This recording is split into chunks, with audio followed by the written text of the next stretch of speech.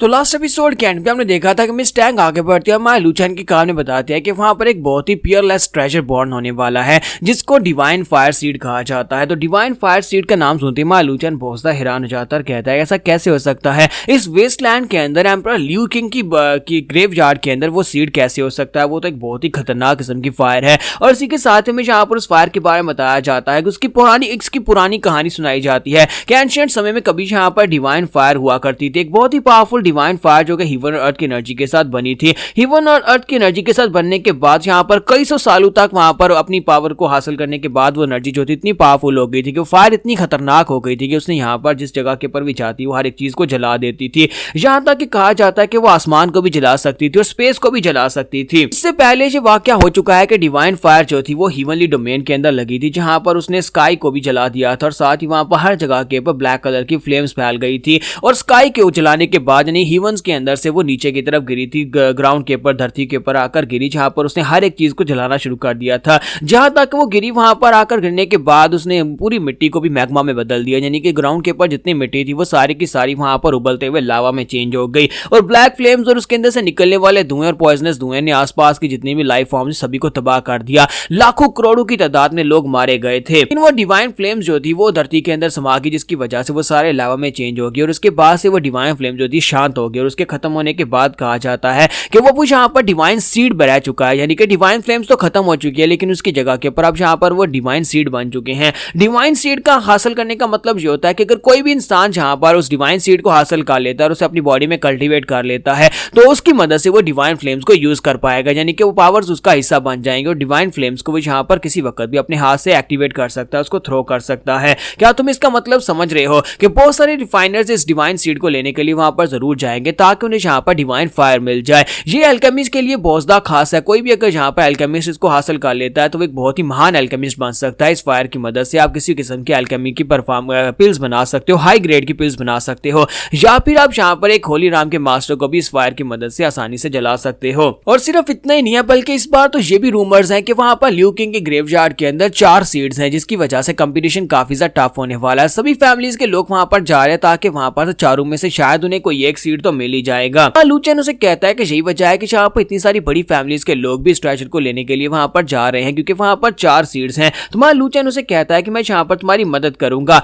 मैं उस ग्रेवयार्ड के उस मैप को ढूंढने में तुम्हारी मदद करूंगा, फिर हम दोनों वहां पर जाएंगे और जाकर वहां पर से सीड लेंगे और उसके बाद तुम्हारे लिए साउथ की तरफ जाऊंगा और वहां पर से जाकर तुम्हारे लिए फीनिक्स स्वॉर्ड चोरी करके लेकर आऊंगा। क्या तुम्हें डील मंजूर है? तो वो उसे कहती है कि हाँ मुझे डील मंजूर है। साथ ही वो उसे कहती है लेकिन मेरे साथ कोई भी चाल चलने की कोशिश तो बिल्कुल ही मत करना। कल सुबह हम लोग जहां पर से निकलेंगे मैं तुम्हें अपने साथ लेकर लियू किंग डायनेस्टी में जाऊंगी जहां पर हम लोग उसके बाकी के मैप के टुकड़े ढूंढेंगे। नेक्स्ट सीन जो होता है रात के वक्त का दिखाया जाता है। कीचेंग बिस्तर के ऊपर पड़ा होता है और उसका भतीजा जो होता है उसके पास आता है तो कीहान उसे कहता है अंकल आपकी आंखों को क्या हो गया? तो उसे कहता है कि मेरी आंखों को छोड़ो, उस कमीने में स्टैंग ने मुझे धोखा दिया और उसने मेरी आंखें निकलवा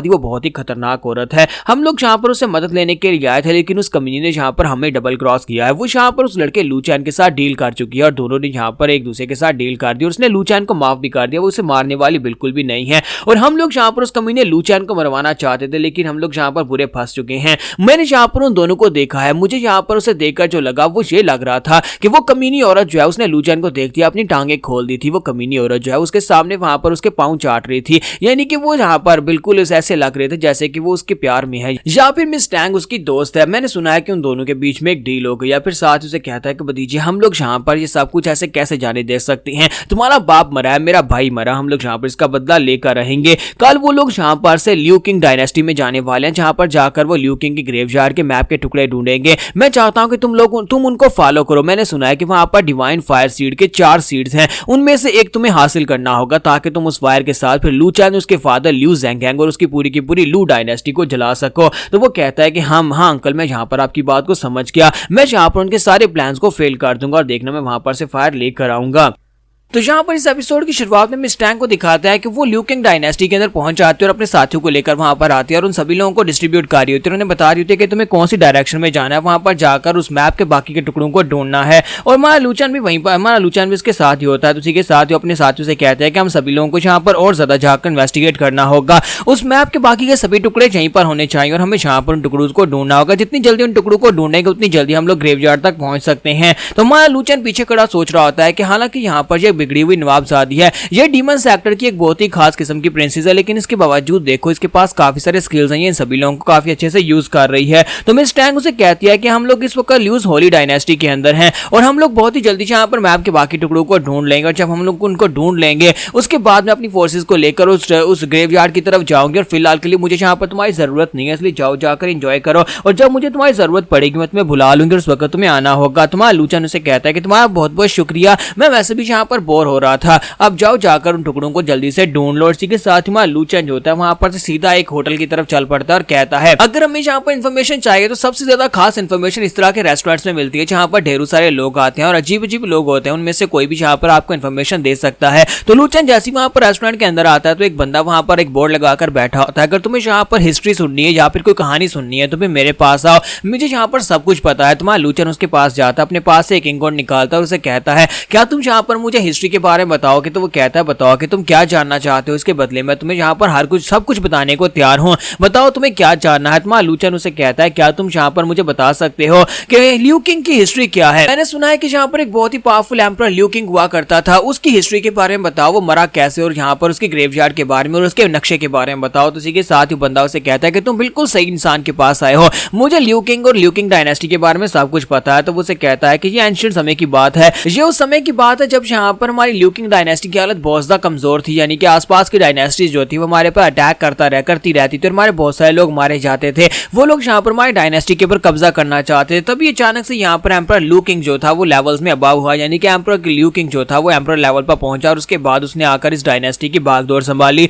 और जैसे उसने यहाँ पर आकर पावर को संभाला और इस डायनेस्टी का नया किंग बना, इसी के साथ ही वहां पर सब कुछ शांत हो गया, यानी कि हमारी डायनेस्टी ने बड़ी तेजी के साथ तरक्की करना शुरू कर दिया। लेकिन अचानक से हमारा जो एम्परर था, एम्परर ल्यू किंग जो था, उसके फॉल के बाद यहाँ पर हालात काफी ज्यादा बदल गए। उसके अपने साथी जो कि उसके साथ देना चाहते थे, जो उसके समर्थन में थे, वो सभी लोगों ने मिलकर ल्यू किंग डायनेस्टी के ऊपर फिर से अटैक करना शुरू कर दिया और हमारी होली डायनेस्टी जो थी बहुत ही बुरी तरह से गिर गई। अब क्योंकि मास्टर ल्यू किंग के बच्चे नहीं थे, क्योंकि अब उनकी औलाद नहीं थी, इसी वजह से कोई उनका सक्सेसर नहीं बन सकता था। लेकिन यहाँ पर 3 इंपीरियल फैमिलीज के यंग मास्टर थे, उस वक्त 3 इंपीरियल फैमिलीज के बहुत ही पावरफुल लोग थे, जिन लोगों को यहाँ पर चार्ज दे दिया गया और वो लोग यहाँ पर इस थ्रोन के इंचार्ज बन गए। तुम्हारा लूचन उसे कहता है कि मेरा एक सवाल है, मुझे ये बताओ कि तुम यहाँ पर इस एम्परर ल्यू किंग की बात कर रहे हो, लेकिन तुमने कहा कि उसके गिरने के बाद आखिर अचानक से वो गिर कैसे गया, यानी अचानक से वो मर कैसे गया, या फिर उसके साथ हुआ क्या था? तो स्टोरी सुनाने वाला उसे कहता है कि इसके बारे में तो यहाँ पर सही से किसी को भी नहीं पता, सभी लोगों को यहाँ पर जो कुछ पता है वो सारी की सारी कहानियां हो सकती है या फिर इनमें से कोई सच भी हो सकता है।